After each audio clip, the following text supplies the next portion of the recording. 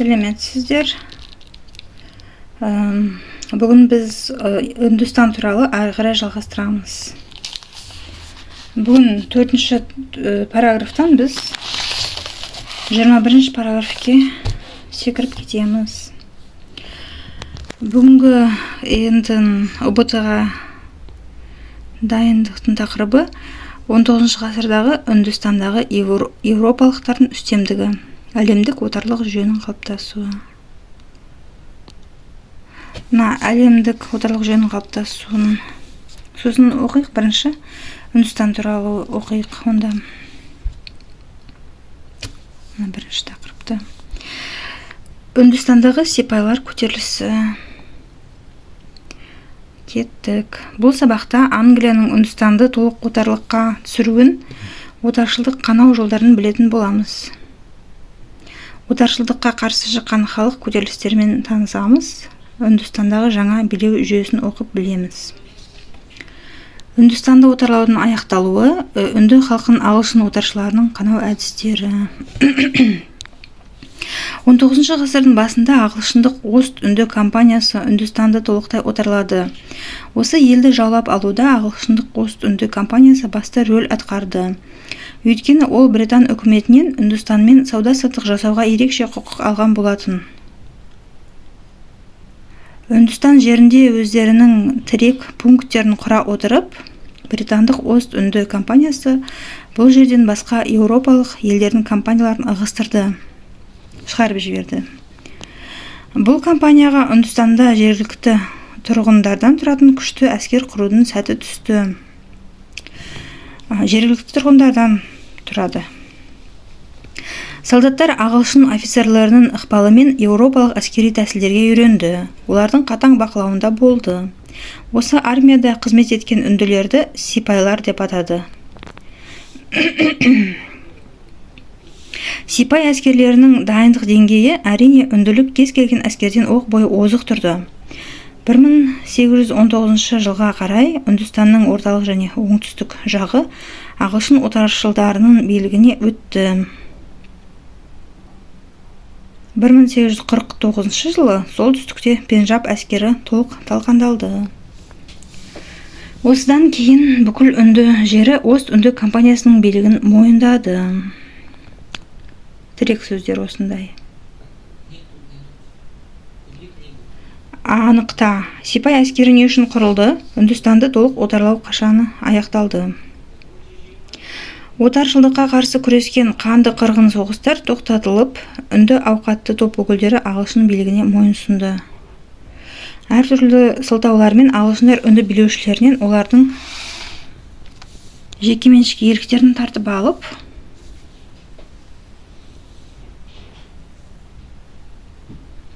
оны компания билігіне көшіріп отырды.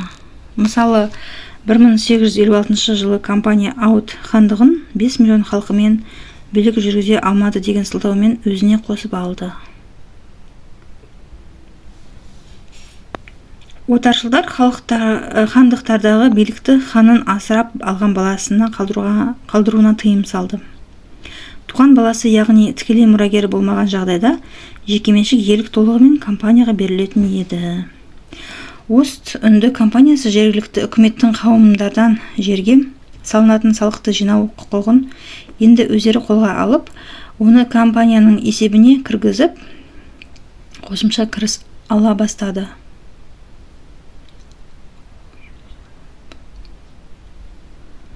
Жаулап алған аумақтардың тұрғын халқынан алынған алымдар компания табысының басты көзі болды.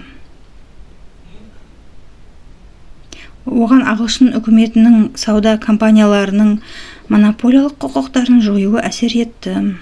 Мұндай компаниялардың саудадан түсетін табысы күрт төмендеді.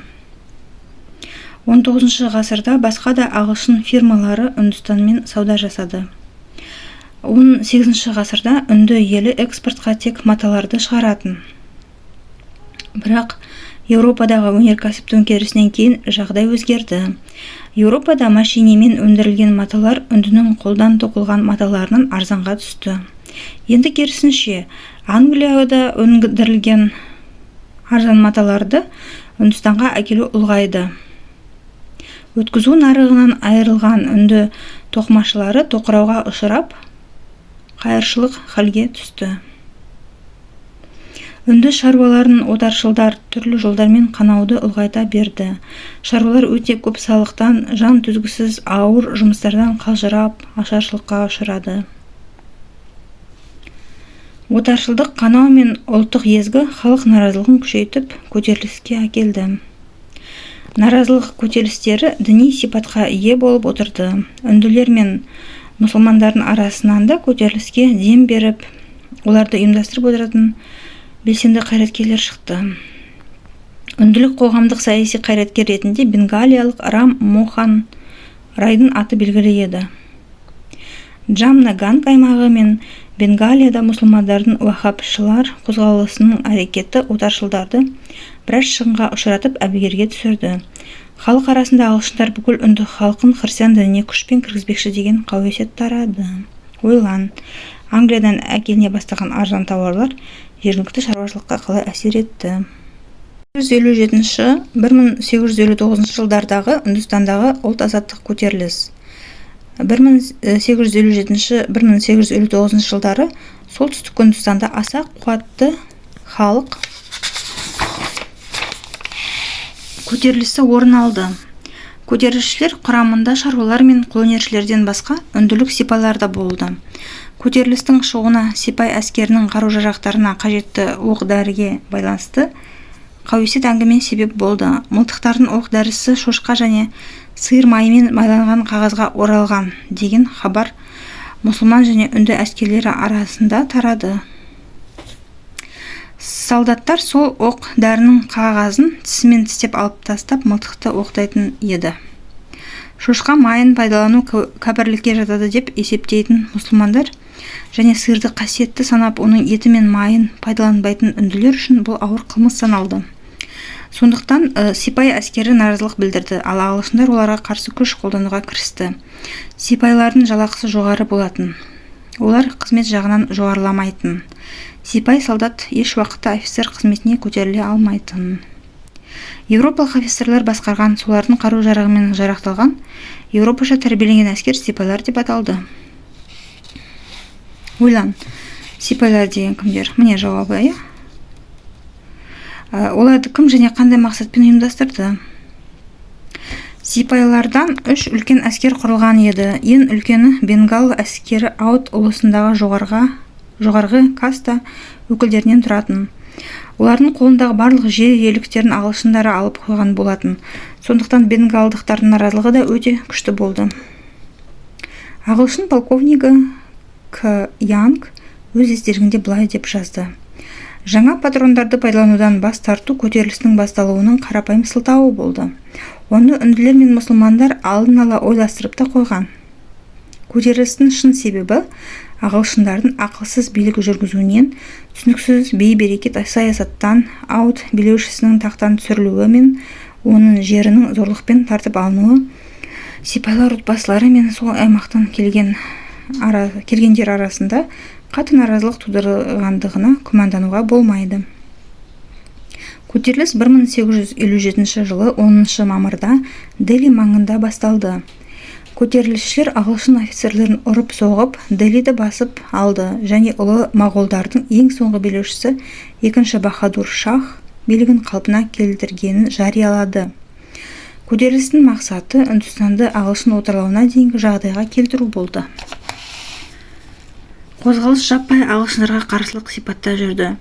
Көтерілісшілер Ост-Үнді компаниясының үстемдігіне жек көрінішті пиғылдарын ашына айтты. Анықта, сипайлар көтерілісінің шығуына қандай себептер болды? Ағылшын үкіметі Үндістанда елеулі реформалар жүргізу қажеттігін түсінді. Ост-Үнді компаниясын тарату туралы шешім қабылданды және Үндістанды билеу құқығы тікелей Ұлыбритания үкіметіне берілді. Ағылшын отаршылдары енді өздеріне тәуелді жергілікті билеуші әкімдер мен байларды өз жағына тарту мақсатында әрекет жасауға кірісті. Олармен тіл табысып, одақтасуға тырысты. Сипайларға кіші офицерлік қызметке көтерілуге рұқсат берілді. Жергілікті ауқатты топтар ағылшындардың осы азғана жеңілдіктеріне қанағаттанып, көтерілісшілердің қатарын тастап шықты. Ал көтеріліс әлсіреу кезеңіне аяқ басты. Көтерілісшілер арасында діни және этностық алауыздықтар оның жеңіліске ұшырауын тездетті. Үндістанның солтүстігінде тұратын сикхалар мен гуркалар мұсылмандарға қарсы болды. Сондықтан олар мұсылмандардың ұлы моғол үкіметінің қайта орнауын қалаған жоқ. Оңтүстіктегілер де көтеріліске наразы еді. Екі үлкен қала Бомбей мен Мадрас әскерлері де көтерілісті құптамады. Ағылшындар керісінше бұл әскерлерді көтерілісті басу үшін пайдаланды. Солтүстік пен оңтүстіктегі барлық әскери күштерді жинақтап, ағылшындар көтерілісті күшпен басып жаныштады. 1858 жылдан бастап көтеріліс партизандық сипатқа ие болды. 1859 жылы көтеріліс толық басылды. Ойлан, ағылшындар көтерілісшілер арасында қалай алауыздық тудырды. Сипайлар көтерілістен кейін Англияның Үндістандағы саясатына өзгерістер енгізіле бастады. Үндістан істері жөніндегі арнаулы министрлік құрылды.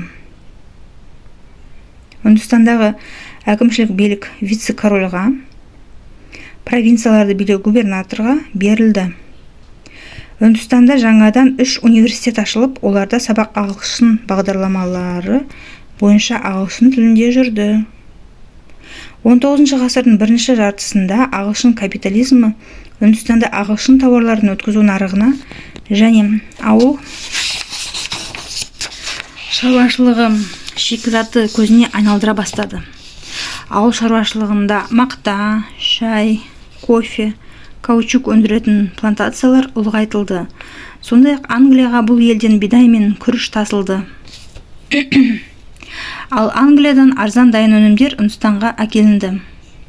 Ағылшындар үнділердің ішкі салт дәстүрлеріне араласпаймыз деп мәлімдеді. Жергілікті ауқатты топтар мен кейбір шаруа қауымдастар жекеменшікке жер иеліктерін алды. Ал қалған шаруалар жерді не сатып алуы, не жалға алуы тиіс болды. Егер жерді сатып алған жаңа қожайын бұл жерге тауарлы дақыл өсіргісі келсе, сол жердегі шаруаларды қуып шығып отырды. Анықта, ағылшындар Үндістанның экономикасын қанау үшін қандай тәсілдер қолданды? Біліміңді тексер. Ағылшын отаршылдары Үндістанды толық отарлауды қалай аяқтады? Солдаттар ағылшын офицерлерінің ықпалымен еуропалық әскери тәсілдерге үйренді, олардың қатаң бақылауында болды. Осы әскерде қызмет еткен үнділерді кім деп атады? Сипайлар. Үндістанның қандай әлеуметтік топтары қанаудың ауыр зардабын тартты? Сипайлар көтерілісі қалай аяқталды? Қол жеткізген жетістіктерін атап көрсете аласың ба? Дәптеріңе кестені сызып толтыр.